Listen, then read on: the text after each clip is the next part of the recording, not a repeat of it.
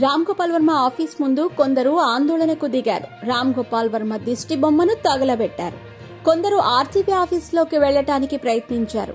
అయితే తన ఆఫీస్ ముందు కుక్కలు మొరుగుతున్నాయంటూ ఆర్జీవీ ట్వీట్ చేశారు. మరి దీనికి సంబంధించిన పూర్తి వివరాలేంటో ఇప్పుడు తెలుసుకుందాం. ఆంధ్రప్రదేశ్ ముఖ్యమంత్రి వైఎస్ జగన్మోహన్ రెడ్డి జీవితంలో జరిగిన ఘటనల ఆధారంగా సంచలన దర్శకుడు రామ్ గోపాల్ వర్మ తెరకెక్కించిన చిత్రం వ్యూహం.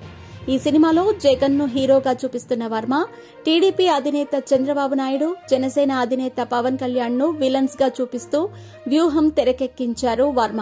అదే ఇప్పుడు టీడీపీ, జనసేన కార్యకర్తలకు ఆగ్రహం తెప్పిస్తోంది. అందుకే వర్మపై తీవ్ర ఆగ్రహంతో ఉన్నారు వారంతా.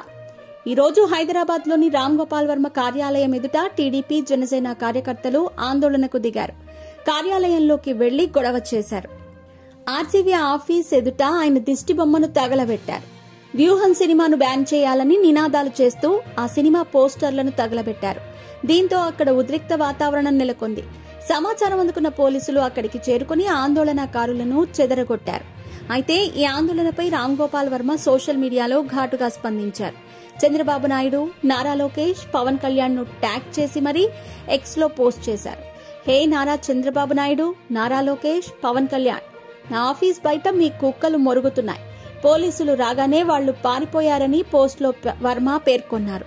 ఈ పోస్ట్ కి టీడీపీ, జనసేన కార్యకర్తలు ఘాటుగా స్పందిస్తున్నారు. వర్మను తిట్టిపోస్తున్నారు.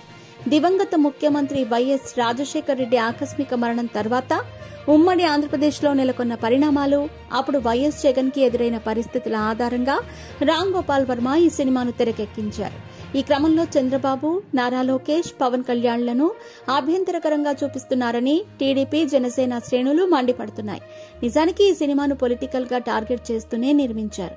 ఈ సినిమాను నిర్మించింది వైసీపీ నేత, TTD board member Dasari Kiran. ఈ సినిమాను నిర్మించారు. వచ్చే అసెంబ్లీ ఎన్నికలను దృష్టిలో పెట్టుకుని 2 భాగాలుగా ఈ సినిమాను తెరకెక్కించారు.